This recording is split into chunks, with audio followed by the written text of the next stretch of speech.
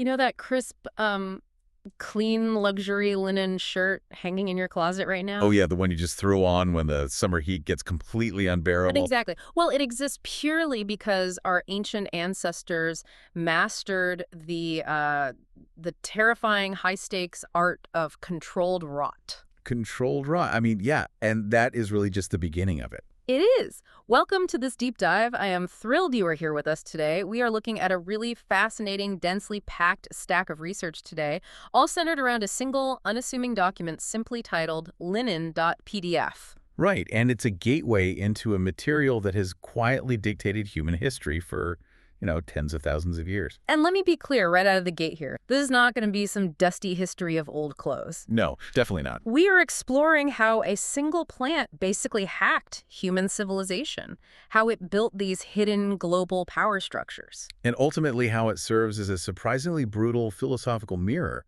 for our modern obsession with effortless perfection. Okay, let's unpack this.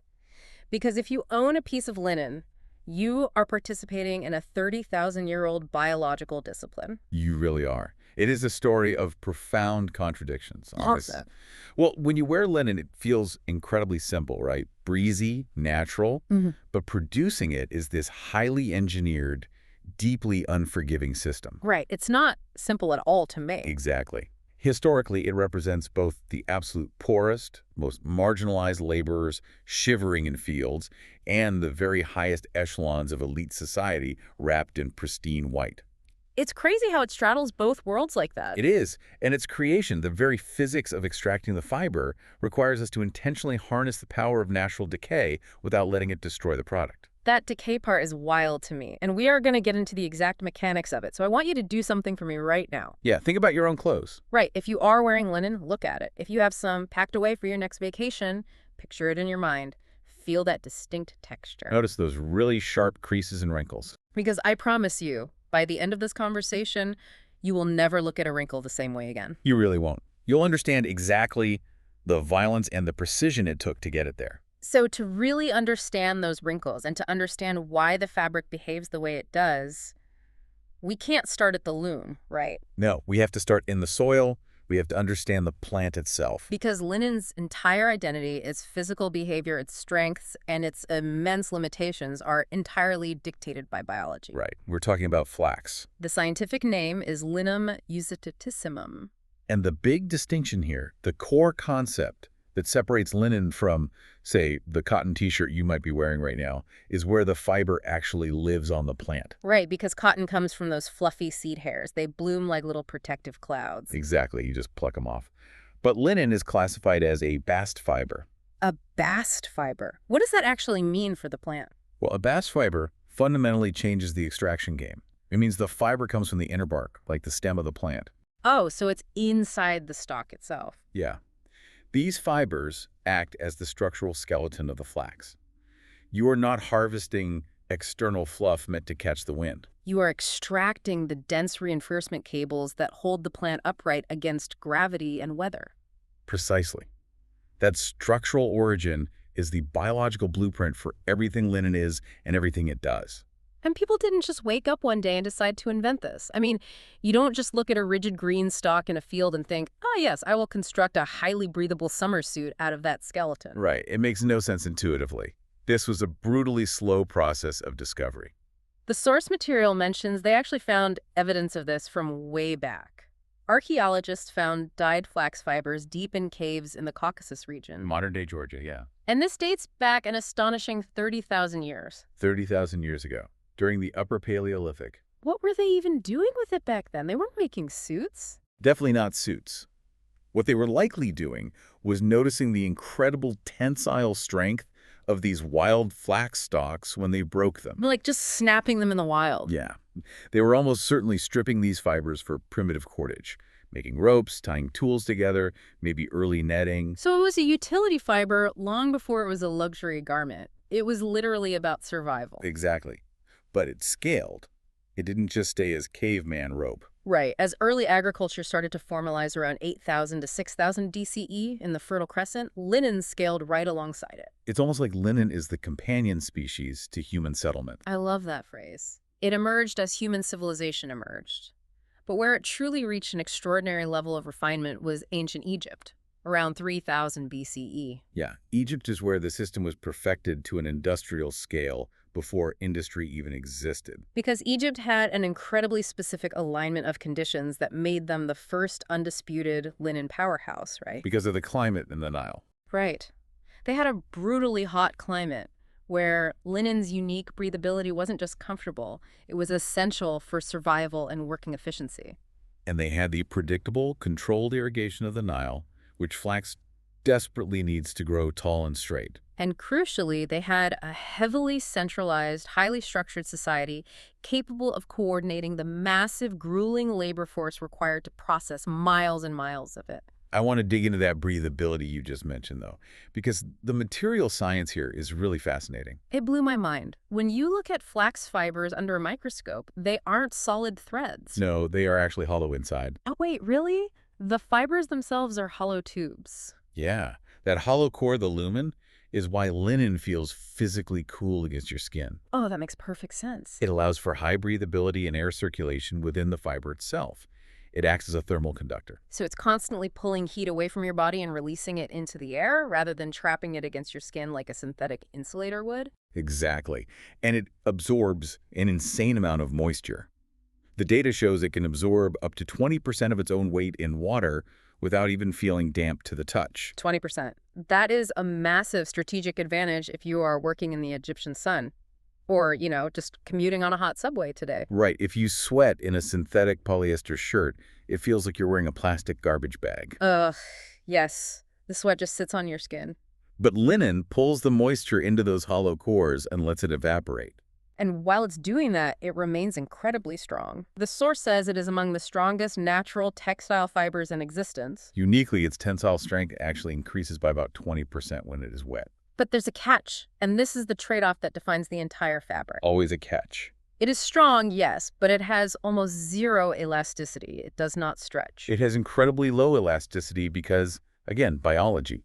You are dealing with cellulose arranged in a highly crystalline structure. Right. It is designed to hold a plant rigid in the wind, not to stretch and snap back. Which makes perfect sense when you think about it. If you're wearing the skeleton of a plant, you're basically wearing architectural rebar. Cotton is like housing insulation. It's soft, fluffy, it yields when you push it. But linen is the scaffolding. So, of course, it's going to be stiff when you first put it on. Yeah. Have you ever tried to pack a linen suit for a wedding? Oh my gosh, yes. You carefully fold it, you put it in your suitcase, and when you take it out, it looks like it's been crushed in a compactor. Exactly.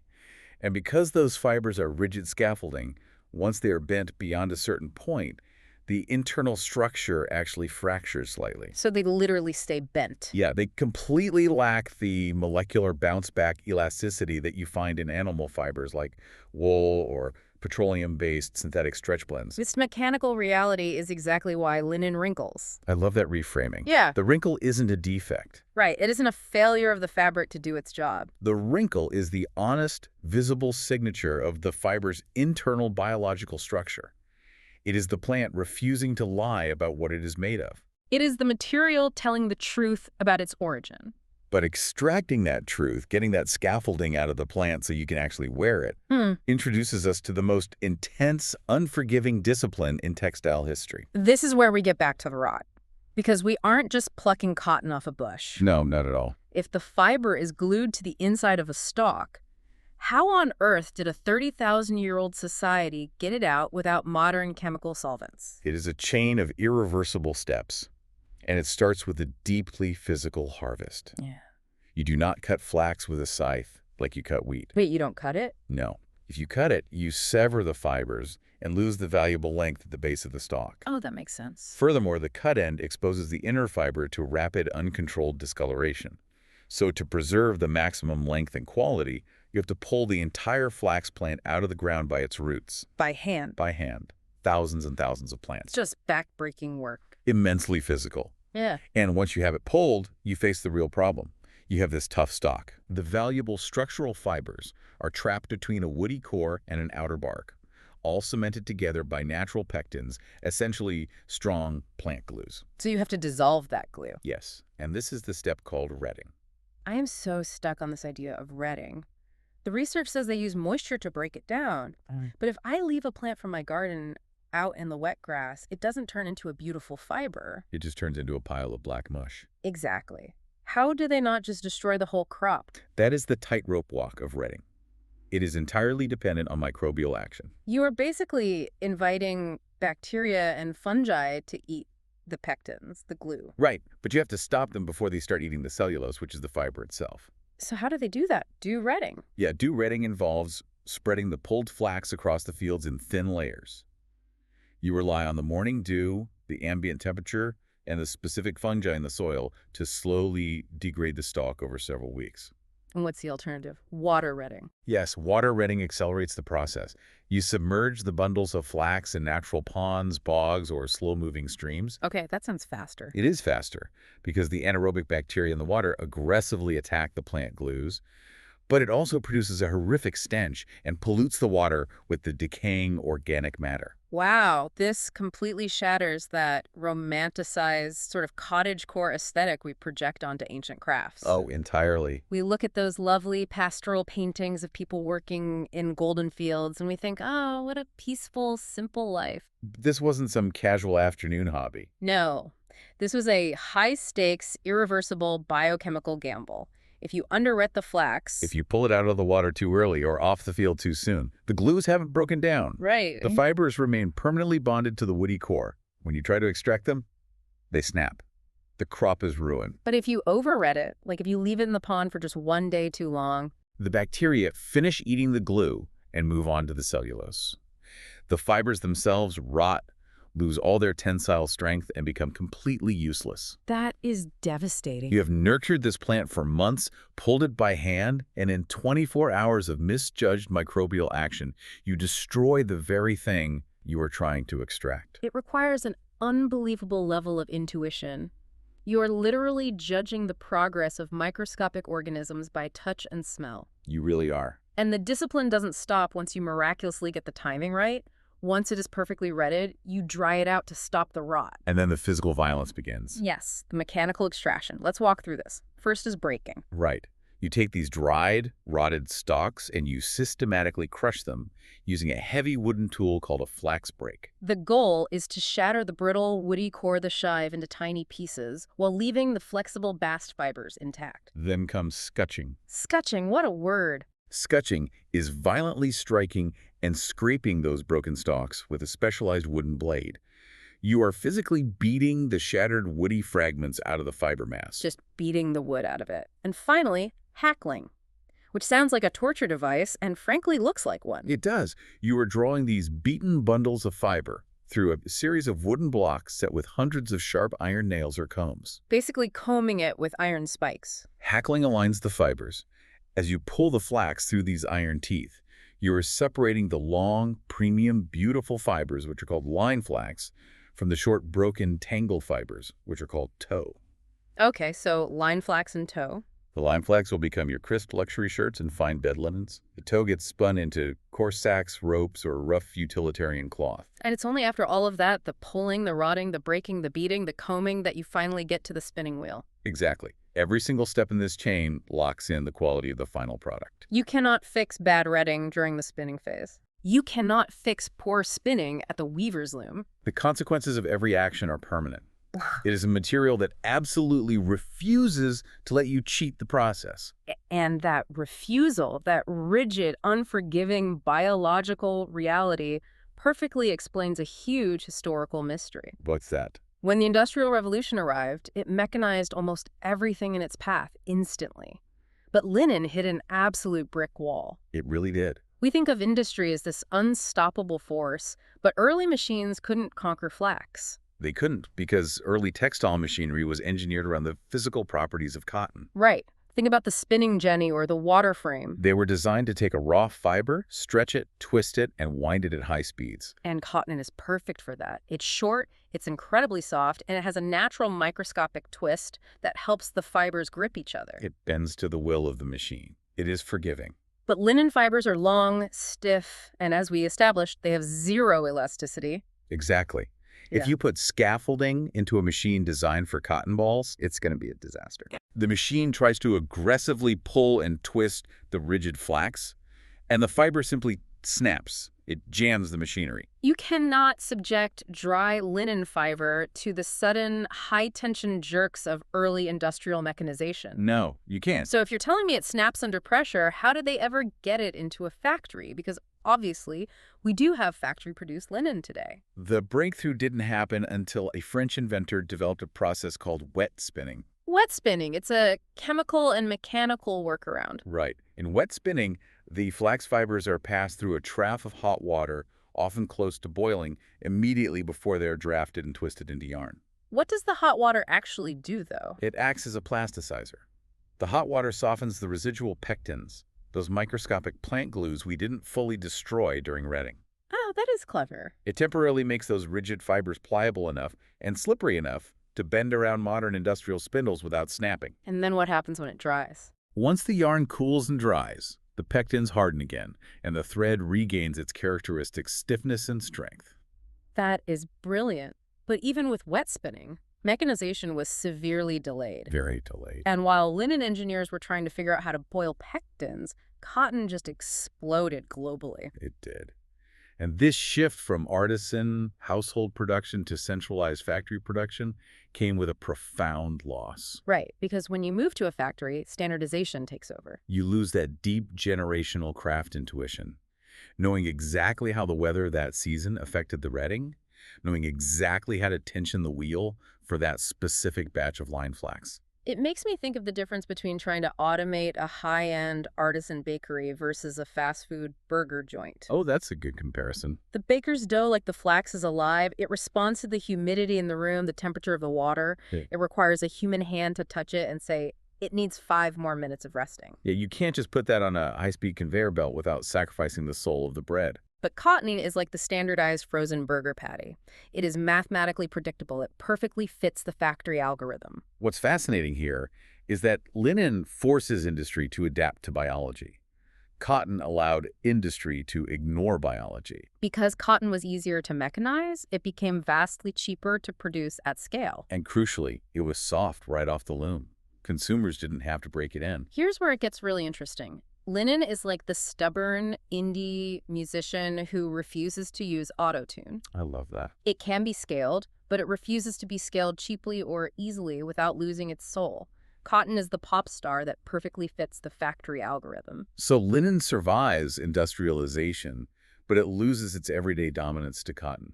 It shifts from being the absolute foundation of daily human life, the undergarments, the bed sheets, the work clothes, to becoming a specialized intentional choice. And as our research notes, this forced linen into 2 distinct worlds. Right.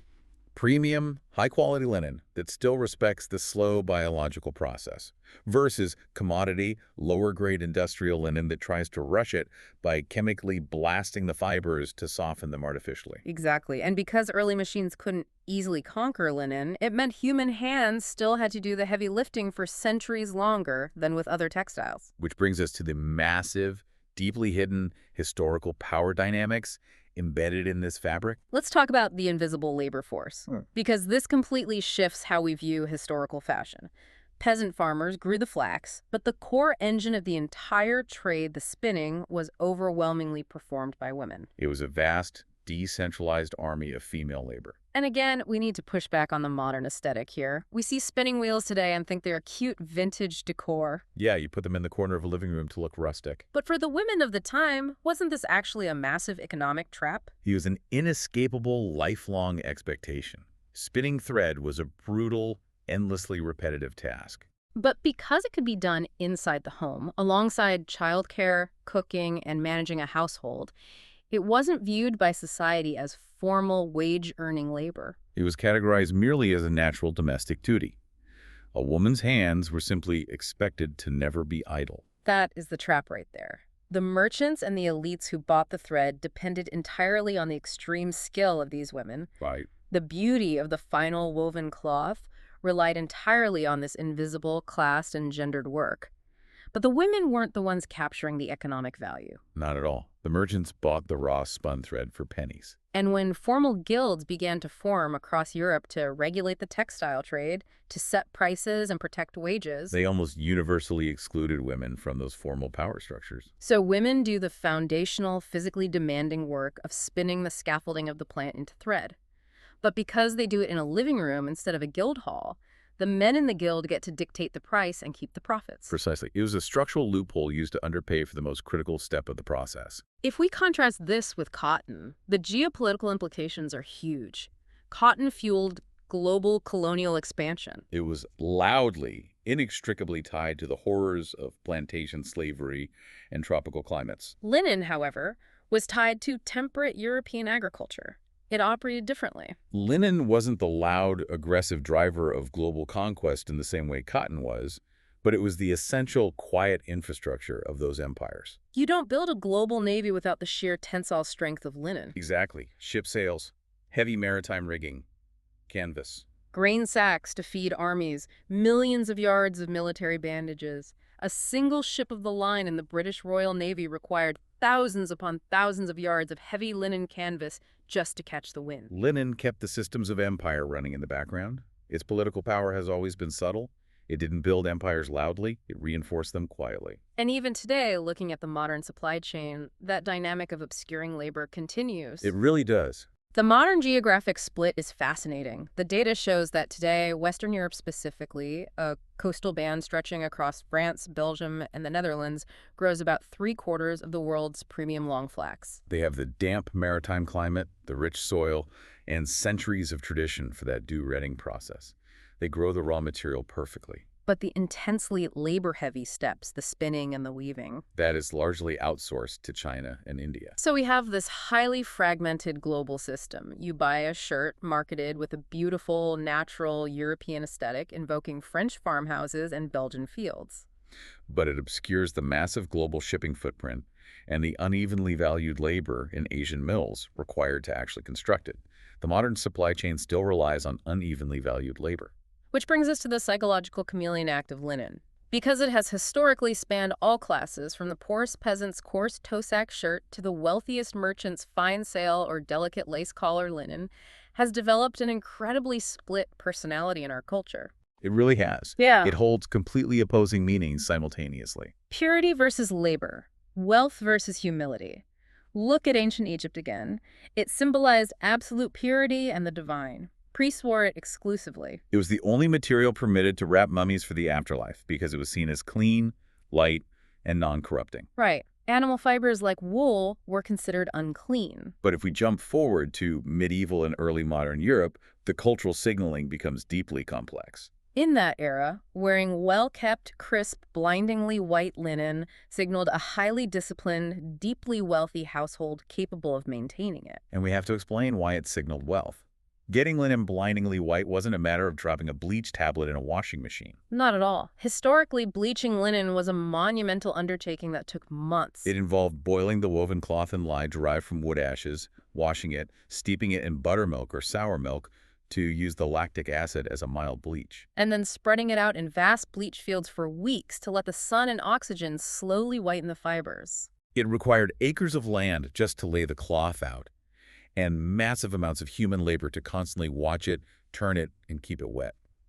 So if you walked into a room wearing a crisp, snow-white linen ruff around your neck, you are physically wearing proof that you had the land, the servants, and the time to maintain it. It was a flex of domestic power. But at the exact same time, in the exact same society, coarse, unbleached, rough linen signaled peasant utility and survival. It was the heavy, scratchy fabric of hard manual labor worn by the people actually working in the fields. Linen never fully commits to one identity. It is a chameleon that adapts to the story people need to tell. You don't ask what linen means, you ask which version of linen is being presented. Crisp linen communicates control. Wrinkled linen communicates ease. And perhaps the most fascinating cultural flip is how we view the wrinkles themselves. Historically, as we just discussed, avoiding wrinkles proved you had the wealth and labor to press your clothes. If your linen was impeccably smooth, it meant you had a staff of servants constantly pressing your clothes with heavy, hot irons. Wrinkles meant you were poor and couldn't afford upkeep. But look at modern fashion. The meaning of the wrinkle has totally inverted. Today, Embracing wrinkles is a sign of authenticity. It's a deliberate, visible rejection of synthetic, wrinkle-free, fast fashion perfection. You wear a wrinkled linen shirt to a summer party to show that you don't need to wear a stiff polyester suit. Today, it signals quiet luxury. Quiet luxury. I like that. Silk is visible, loud luxury. It catches the light. It visually demands attention from across the room. Fine linen is controlled luxury. It says, I understand quality, I value expensive natural materials, but I don't need to shout about it. I'm comfortable enough to be slightly rumpled. Exactly. The difference between a sharply tailored, perfectly pressed linen suit and an oversized, rumpled, breezy linen beach shirt is so stark. It's the exact same raw material, the exact same biological plant scaffolding. But the pressed suit is projecting intense control and formality. Like a meticulously curated LinkedIn profile demonstrating professional rigor. The rumpled shirt is projecting ease, leisure, and detachment, like a casual photo dump on Instagram saying, I just woke up like this on the Amalfi Coast. Same person, same material, entirely different performance of identity. And that performance of identity brings us directly to how we consume linen today, where it has become the ultimate status symbol of the eco-conscious consumer. It has this massive sustainability halo. Everyone wants to look like they care about the earth, and linen is the uniform for that. But does it actually deserve that halo? Well, our research gives a very rigorous, nuanced answer. Environmentally, from an agricultural standpoint, flax is highly attractive. It's a temperate crop that requires relatively modest inputs compared to intensive, thirsty crops like cotton. The numbers back that up. Yeah. In 2024, there were roughly 185,000 hectares of European flax grown. The Victoria and Albert Museum actually calls it an original sustainable material, precisely because it relies largely on natural rainfall and minimal chemical intervention to grow. So the plant itself is a miracle. But, and this is a massive industry defining, but the source documentation is explicit. Natural does not automatically mean harmless. We cannot let sustainability marketing flatten the complex reality of the supply chain. A linen garment is not ethical or sustainable if it is chemically dyed using toxic compounds that pollute local waterways. Or if it is shipped back and forth across the globe multiple times for processing. Right. It is not ethical if it is poorly sewn in exploitative labor conditions and discarded quickly. And the worst offender is how linen is often co-opted by fast fashion. Brands know consumers want the word linen on the tag, but they want it cheap, and they complain about the wrinkles. So what do the brands do? They blend it. They mix the beautiful hollow flax fibers with cheap synthetics like polyester or chemically intensive semi-synthetics like viscose. Blending fundamentally breaks the biological magic of the plant. A 100% pure linen shirt, at the end of its long life, can be composted. It will return to the soil. But the moment you weave polyester threads into that matrix to reduce the cost and make it artificially wrinkle-resistant, you create an unrecyclable monster. You completely destroy its ability to cleanly biodegrade. You've taken a 30,000-year-old ecological loop and turned it into landfill waste just to save a few dollars and avoid using an iron. This exposes a huge paradox in modern consumer behavior. If we connect this to the bigger picture, linen is marketed as the ultimate symbol of slow living and less consumption. The marketing imagery is always someone in a sunlit, minimalist room drinking herbal tea, surrounded by natural wood textures. Yet consumers eagerly buy endless new linen pieces every single season to achieve that aesthetic. People are buying the image of naturalness, which is sometimes earned, but often just a costume. Right. I have to ask you, the listener, to think about your own closet. Are you buying linen because you actually want a fabric that cools you down and lasts for a decade? Or are you just buying the identity of someone who cares about materials? Are we performing sustainability or practicing it? True sustainability with linen isn't about buying an entirely new, eco-friendly wardrobe. The ultimate sustainability argument for linen is longevity. Buy fewer pieces, invest in high-quality, unblended construction, wear them hard, wash them thoughtfully to protect the fibers, and actually repair them when they eventually wear thin. Which points us toward a much deeper, surprisingly profound philosophical truth embedded in the source material. This tension between the effort it takes to make the cloth and the image it projects. Linen is just a fabric. It acts as a mirror for human nature. Our research introduces a psychological framework here, a subpersonality concept they named VAL, the relentless climber. VAL, the relentless climber. It's a fascinating framework to apply to a textile. It is. Linen matches VAL because it does not become valuable through flash or superficial treatments. Value is forged through preparation, immense pressure, repetition, and meticulous care. Because it represents the transformation of resistance into refinement. Think about the life cycle we just mapped out. It starts out as this stiff, demanding, rigid plant skeleton. It requires you to pull it from the earth, rot it in water, beat it with wood, and drag it through iron spikes. But through all of that pressure, and then through years of you wearing it and washing it, it yields. It becomes incredibly soft, fluid, and elegant. It is one of the only textiles that actually improves with time and friction. It embodies the tension of effort versus appearance. When you look at someone wearing a beautifully relaxed linen garment, the summit looks calm, the aesthetic is effortless. But the climb, the harvesting, the biological gamble of rotting, the scraping, the spinning was not. Yeah. Linen looks effortless but requires intense, unyielding discipline. And that completely challenges our modern obsession with optimizing and scaling absolutely everything in our lives. We want everything faster, cheaper, smoother. We want fast fashion to give us the look without the cost. But linen proves that some systems, some physical and natural realities, simply cannot be simplified or shortcut without losing their essence. Humans have a deep tendency to value outcomes far more than processes, at least until the process becomes visible to us. We prefer the clean, romantic narrative of a breezy summer shirt over the complex, messy reality of microbial decay, unpredictable agricultural weather, and global labor. But linen's ultimate philosophical statement is that it is the material form of earned simplicity, not artificial minimalism you can just buy off a shelf. Earned simplicity is the result of surviving the process. So what does this all mean for us? Linen is basically the material equivalent of a black belt in martial arts. Oh, that's a great analogy. You have to put it under stress, you have to break it down, you have to respect its biological rules over a very long period of time. You cannot just buy the true, authentic comfort of a perfectly aged, soft linen shirt off the rack, just like you cannot buy a black belt. You have to earn it. We have covered an immense amount of ground today. We really have. We've seen how the linen in your closet is a testament to the hollow core biology of a simple stalk, how extracting it requires the terrifying precision of controlled rot. We explored the brutal, hidden labor of women spinning thread, how it served as the quiet canvas power behind global navies. And how it acts as a cultural chameleon, signaling both extreme wealth and rugged humility. It teaches us that true strength, like a plant skeleton, doesn't always need to look rigid, and lasting value doesn't need to be loud. The beauty of linen lies entirely in its honest imperfections. And this journey raises a vital question for all of us, pulled directly from the core challenge of our source material. Let's hear it. Where in your life are you chasing the appearance of linen, the effortless, relaxed aesthetic, instead of doing the hard, disciplined work that actually produces it? Because linen doesn't fake it, and neither should you. What a question to leave on. Next time you try to pack a suitcase, or the next time you look down at a sharp wrinkle in your sleeve, I hope you remember the scaffolding, the decay, the iron combs, and the 30,000 years of human ingenuity it took to get that fabric onto your shoulders.